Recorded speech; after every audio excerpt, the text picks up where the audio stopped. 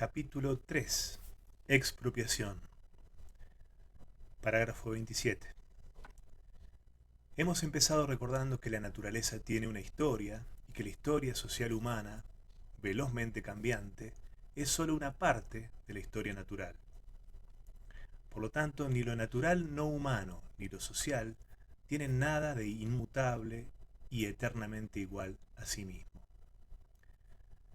Y hoy se sospecha que la eternidad o inmutabilidad no es más que una fantasía humana inconscientemente generada por nuestro miedo a los cambios y en particular a ese cambio decisivo que es la muerte. Necesitamos creer en la existencia de alguna realidad que sea absolutamente fija, inmóvil, quieta, plena, sólida, segura, atemporal, ahistórica. 28. La enajenación existe desde hace mucho más tiempo que el orden social burgués o capitalista, y por lo tanto, aunque no haya capitalismo sin alienación, esta no constituye el fenómeno capitalista principal.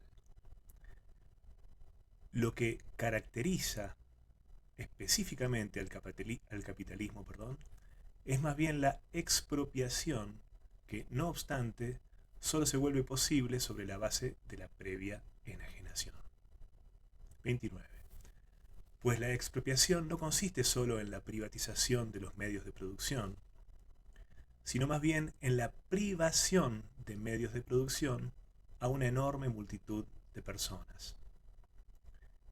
Esa privación se produce originariamente mediante la violencia de unos pocos que salvajemente arrebatan y acaparan esos medios de producción social, volviéndose bruscamente ricos a costa del empobrecimiento o desposesión de los demás.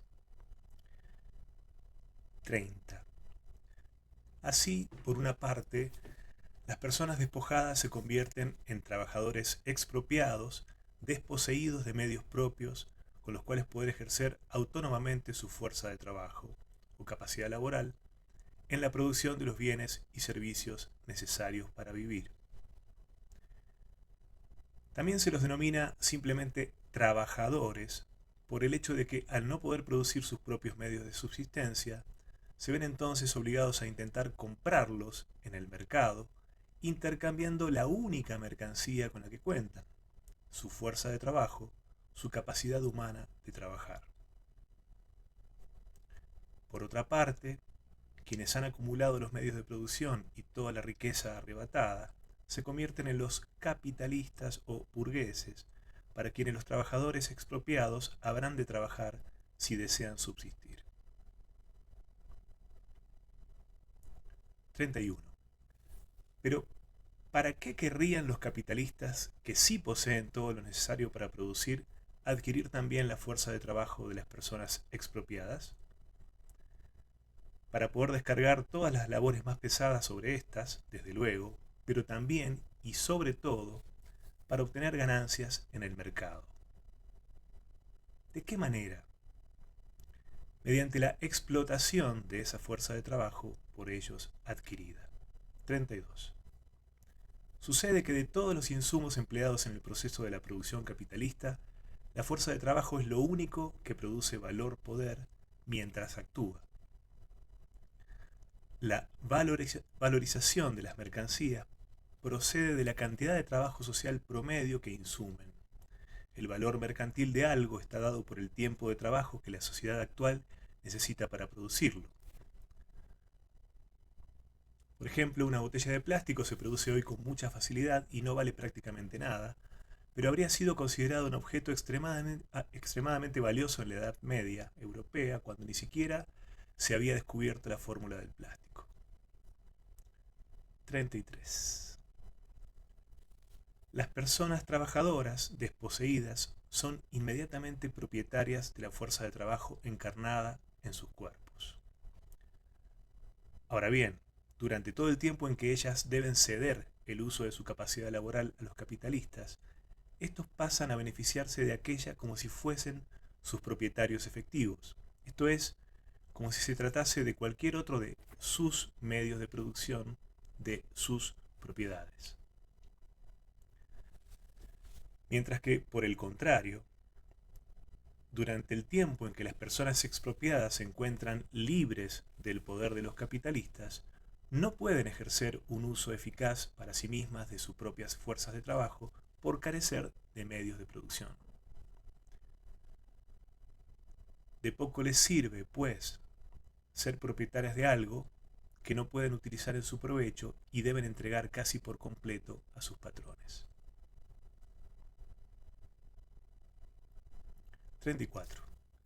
Pero la explotación propiamente dicha de los trabajadores desposeídos consiste en que el valor poder que su fuerza de trabajo produce mientras es utilizada por los capitalistas es siempre mayor, es un plusvalor o plusvalía respecto de la remuneración recibida, ya que no se les paga por el trabajo efectivamente realizado, del que se apropian sus empleadores, sino solo por lo que cuesta en el mercado la manutención de su fuerza o capacidad de trabajo. Es precisamente de ese plusvalor generado por ese trabajo extra nunca remunerado, de donde provienen las ganancias del capital propiamente dicho. Esa magia del dinero que parece valorizarse o empoderarse a sí mismo cuando se lo invierte en adquirir esa maravillosa mercancía que es la fuerza de trabajo de las personas expropiadas. 35.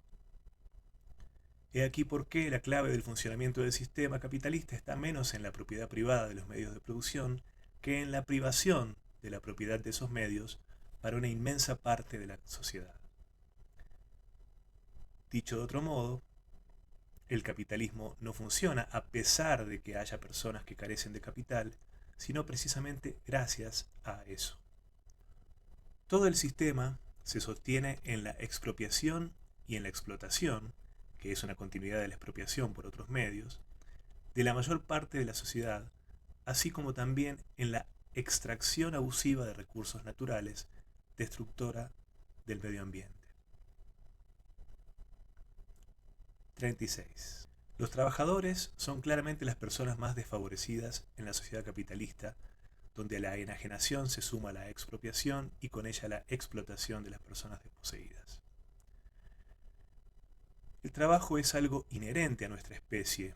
Trabajando, ésta se enriquece, se libera, se empodera y se realiza a sí misma. Pero para los trabajadores desposeídos, bajo el régimen capitalista de producción, el trabajo se convierte, por el contrario, en una carga hostil que los vacía, los degrada y los niega como seres humanos.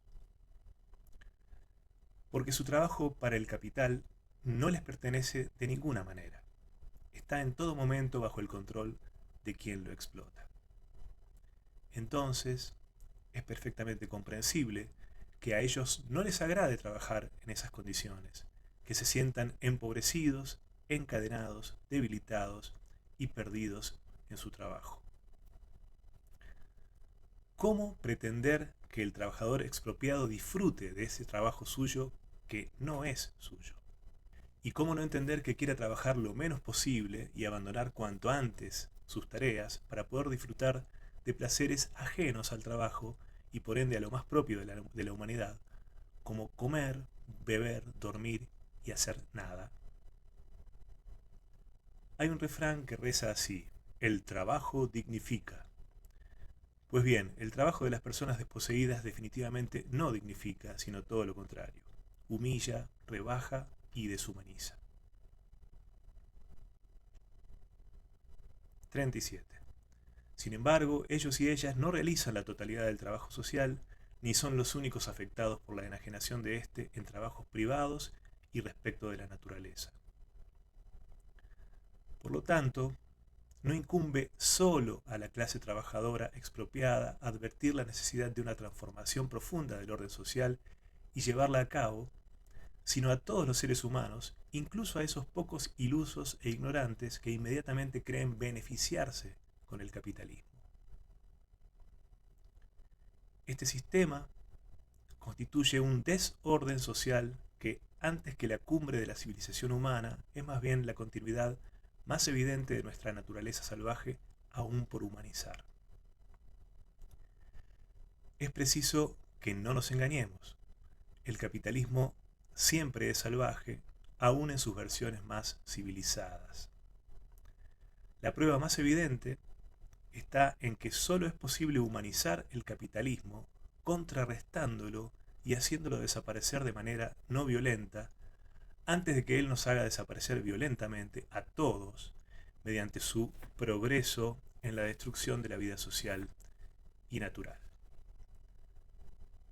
Bien, nos queda solamente el último capítulo, el capítulo 4.